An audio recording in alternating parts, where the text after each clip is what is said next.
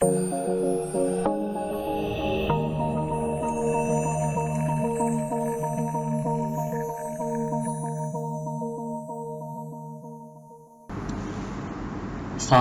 warahmatullahi wabarakatuh. Selamat pagi semuanya. Salam budi luhur.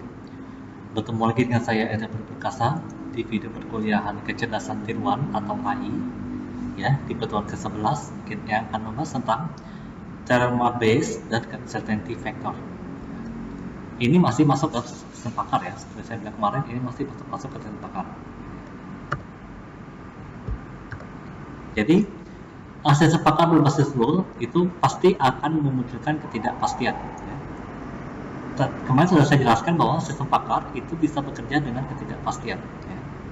Nah, ketidakpastian itu sendiri ada dua macam, yaitu data dan proses inferensinya. Ya.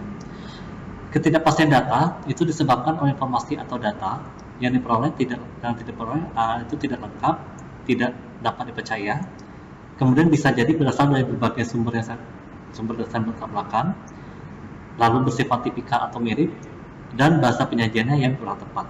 Itu kalau ketidakpastian data.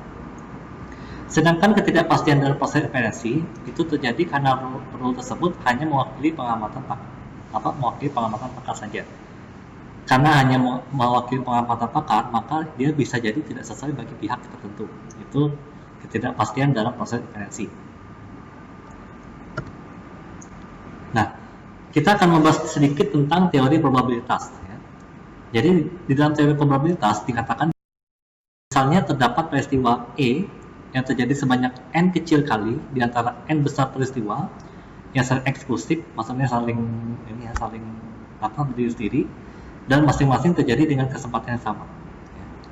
Maka bisa dikatakan bahwa probabilitas terjadinya peristiwa E adalah PE. PE itu rumusnya adalah n kecil per n besar. Dengan PE itu nilainya di antara 0 sampai 1, termasuk 0 dan 1 itu sendiri. Ya.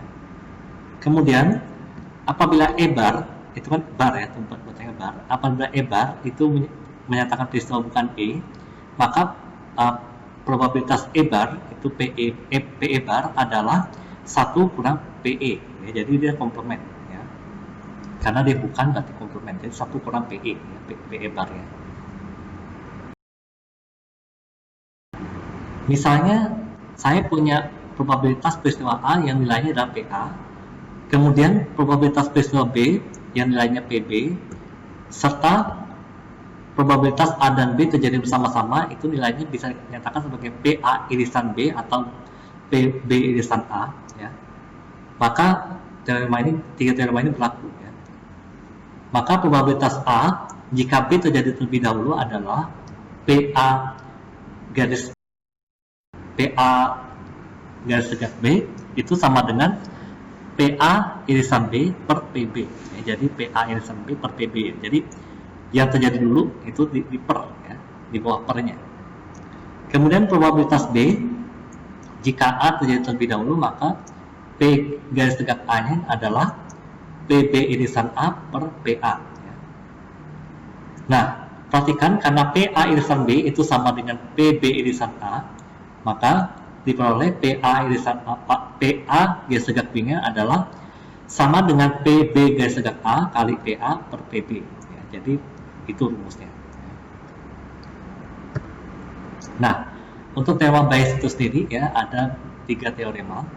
Yang pertama, untuk eviden tunggal E dan hipotesis tunggal H, maka PH garis tegak E-nya adalah sama dengan PE garis tegak H kali PH per PE. Kemudian untuk eviden tunggal E dan hipotesis yang majemuk itu H1, H2, H3, Hn, ya, maka PHI garis tegak I-nya I kali PHI per jumlah dari PEHK kali PHK dengan K-nya bernilai 1 sampai N. Ya, tergantung jumlah hipotesisnya. Kemudian kalau evidennya majemuk dari E1 sampai EM, dan hipotesisnya juga majemuk dari H1 sampai HN, maka dia dihitungnya sendiri ya. Dihitung sendiri per hipotesisnya. Ya. Berarti PH1, E1, E2 sampai EM-nya adalah hasil kali dari, itu hasil kali ya, kalau P itu hasil kali ya. Jadi hasil kali dari PEJHI dikali PHI per jumlah dari hasil kali dari EJHK kali PHK dengan J-nya itu dari 1 sampai M, kemudian K-nya 1 sampai N.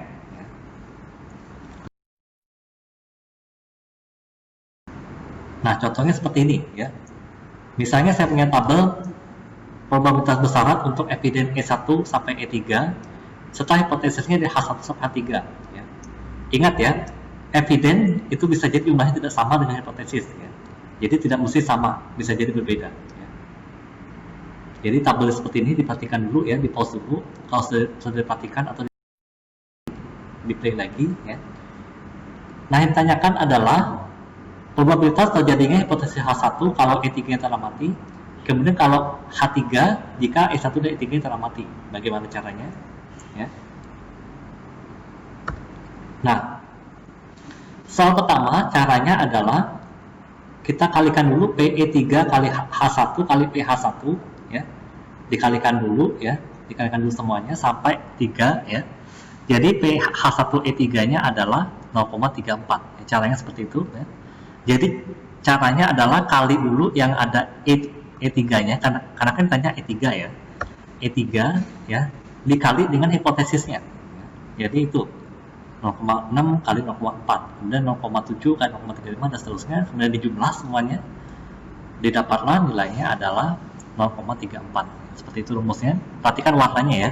Warnanya itu menunjukkan sel mana yang ditunjuk ya. Itu selnya sudah saya warnai juga ya. Kemudian soal kedua, ya, caranya juga mirip-mirip ya. Bedanya ada ya. Dia karena ada dua eviden, maka semuanya harus dikali. Berarti PE1H1 kali PE3H1 kali PH1 dan seterusnya ya, seperti itu ya. Semuanya dikali, perhatikan warna tabelnya ya. Jadi di bawah dikali atas seperti itu ya, 0,3 dikali 0,6 dikali 0,4 ya. Seperti itu caranya, sehingga didapat probabilitas terjadinya H3 jika E1 dan E3 yang teramati adalah 0,3 ya. Nah, ini maaf ada salah, atau saya H3 ya, bukan H1 tapi H3 ini. PH3 E1 E3 bukan PH1 E1 E3 tapi PH3 E1 E3. Jadi itu nilainya 0,3 ya.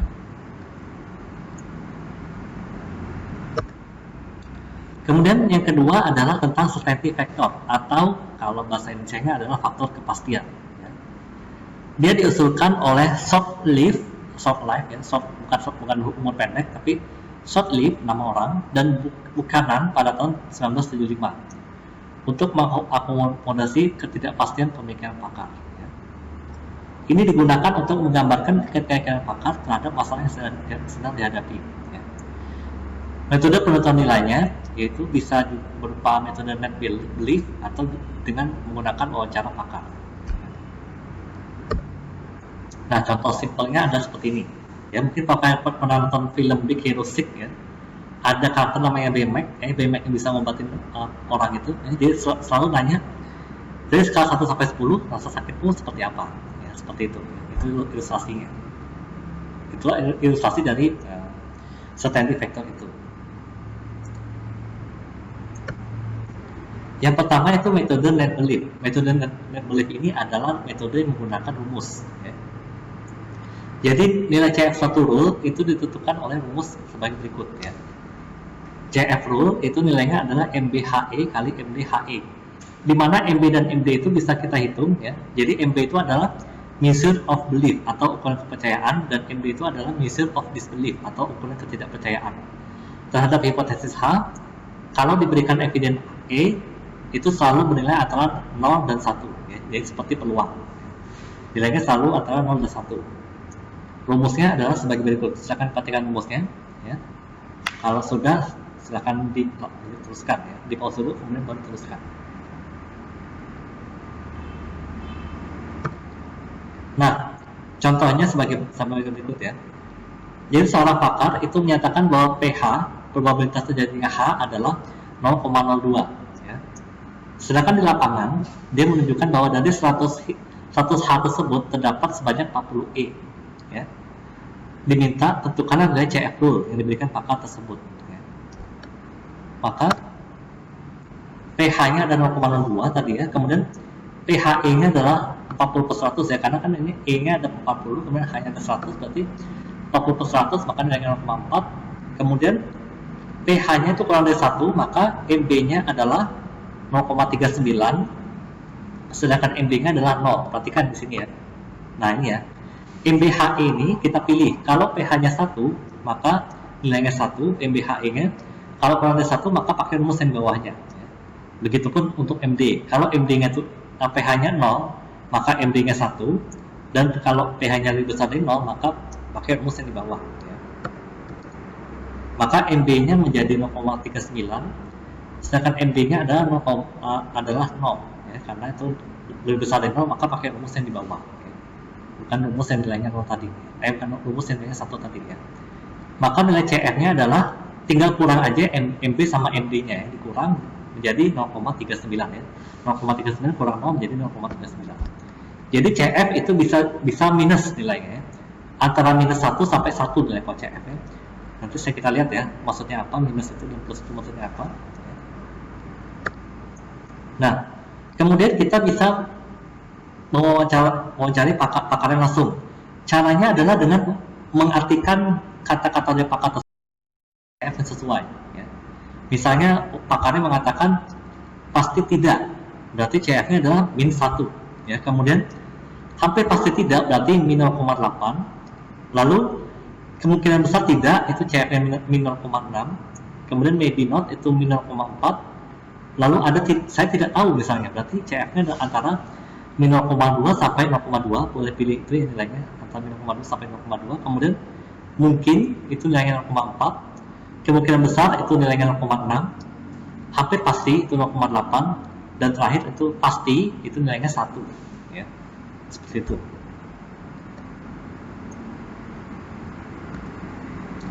Nah, kalau ada beberapa CF dari sebuah rule, maka kita bisa menggabungkan nilai CF-nya.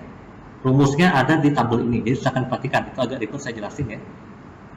Silakan kalian perhatikan. Kalau praktik di pause dulu, kalau sudah di pause, udah ngerti rumusnya, silakan lanjutkan. Ya.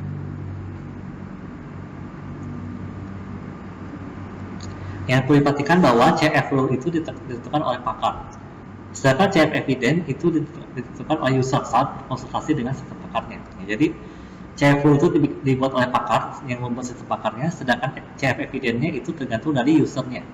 Ya, saat dia berkonsultasi dengan sistem pakarnya. Jadi dia tidak hanya sekedar ya tidak saja, tapi ya atau tidak, berapa nilai keyakinanmu. Nah seperti itu. Ya.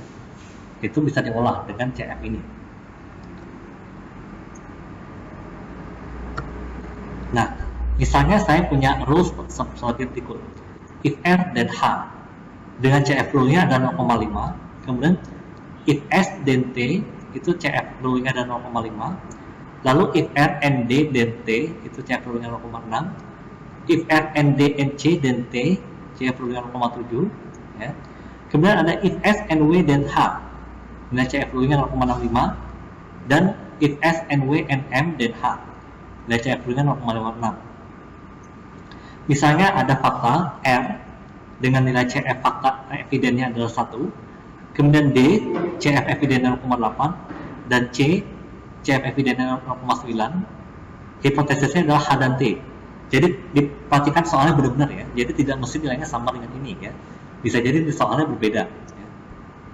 Maka hipotesis mana yang lebih diterima antara H dan T tersebut ya. Hipotesis yang lebih diterima adalah yang CF-nya yang lebih besar. Sedangkan hipotesis yang lebih ditolak adalah yang CF-nya yang lebih kecil. Jadi bisa jadi ada lebih dari satu jawaban. Bisa jadi dua-duanya terima, bisa jadi dua-duanya bukan jawaban. Ya. Seperti itu. Cara menghitungnya adalah di basis data sudah ada RDC, R, D, dan C. Ya. Kemudian kita akan menghitung H. Hipotesis H itu berapa nilai CF-nya. Maka CFHR itu nilainya adalah 1 itu didapat dari R-nya tadi ya, CFR-nya tadi, kemudian 0,5 itu didapat dari CF rule-nya, maka 1 kali 0,5 nilainya 0,5. Maka H itu CF-nya adalah 0,5 ya, H itu sendiri ya, nilainya 0,5. Kemudian kita periksa sekarang yang apa? T ya. T itu ternyata nilai CF-nya adalah T RND. Kalau R itu berarti irisan ya, RND. Kalau gabungan itu OR ya, tapi kalau N itu adalah irisan. Berarti CFT RND ya, berarti nilainya adalah nilai minimum dari 1 dan 0,8. Satu itu didapat dari R tadi, kemudian D itu 0,8 ya. Kemudian kali 0,6 itu didapat dari rule-nya ya. Jadi 1 dan 0,8 dikali 0,6 itu 1 dan 0,8 itu dicari dari minimumnya. Kalau gabungan itu berarti maksimum ya. Perhatikan caranya bagaimana. Nah ini ya, kalau gabungan itu maksimum, kalau irisan itu minimum ya. Ingat-ingat aja. Jadi 1 dan 0,8 yang paling kecil adalah 0,8 dikali 0,6 maka hasilnya adalah 0,48. Itulah CFD-nya 0,48 ya. Kenapa saya tidak menggunakan if Sn dan T? Karena ya itu belum ada S-nya, maka kita mau nggak mau pakai rule yang ketiga ya. Jadi rule yang ketiga tidak boleh digunakan, maka saya coret ya. Kemudian di sini ada RDC ya, RNDNC ya. Maka CFT R irisan D irisan C itu adalah minimum dari 1 itu didapat dari R-nya, kemudian 0,8 didapat dari D-nya, dan 0,9 didapat dari C-nya ya. Maka itu minimumnya dan nilai paling kecilnya adalah 0,8 dikali dengan T-nya. T itu didapat dari rule-nya. Rule-nya itu adalah 0,7. Berarti 0,8 kali 0,7 hasilnya 0,56. Oleh karena itu T sekarang hipotesisnya adalah 0,56 ya. Nah, karena ada 2 T, maka kita bisa menggabungkan kedua T-nya. Kedua buah T-nya menjadi ya. Karena CF keduanya lebih dari 0, maka CF gabungannya dari kedua T tersebut adalah 0,48 didapat dari yang pertama tadi, tambah 0,56 didapat dari kedua tadi ya, dikali 1 kurang 0,48 ya. 0,48 ini didapat dari CF yang pertama, jadi yang pertama kali ya. Yang pertama kali berarti 0,48 tambah 0,56 kali 0,52 didapatlah T gabungannya adalah 0,77 ya. Itu caranya. Nah, kemudian perhatikan lagi, ternyata tidak ada lagi yang bisa dieksekusi. Kalau yang rule kedua itu kita tidak punya S-nya di basis data, kemudian untuk yang ke-5 itu kita tidak punya S dan W-nya walaupun ada H-nya ya, tapi S dan W-nya tidak ada. Sedangkan yang ke-6 itu tidak ada S dan W-nya ya, S, W dan M-nya. Jadi tiga-tiganya tidak ada kalau untuk asal ke-6. Jadi tidak bisa digunakan. Maka pencariannya di stop ya. Nah, sekarang perhatikan dari kedua hipotesis tadi ya, manakah yang lebih besar nilai CF-nya? Apakah H atau T? Jadi RDC-nya tidak diperhatikan lagi, tapi cukup perhatikan hipotesisnya saja, yaitu H dan T. Di antara H dan T mana yang lebih besar CF-nya? Ternyata yang lebih besar adalah T. Maka CF-nya adalah maka T itu dikatakan lebih diterima ya. Dengan nilai CF-nya adalah 0,77. Seperti itu caranya. Nah, kalau di soal ya, saya cuma minta seperti ini saja ya. Saya tidak perlu repot-repot ya.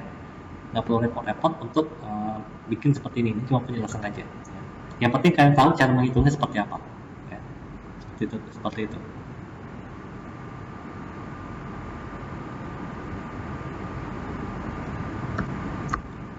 Oke, untuk pertanyaan kali ini cukup sekian dulu ya.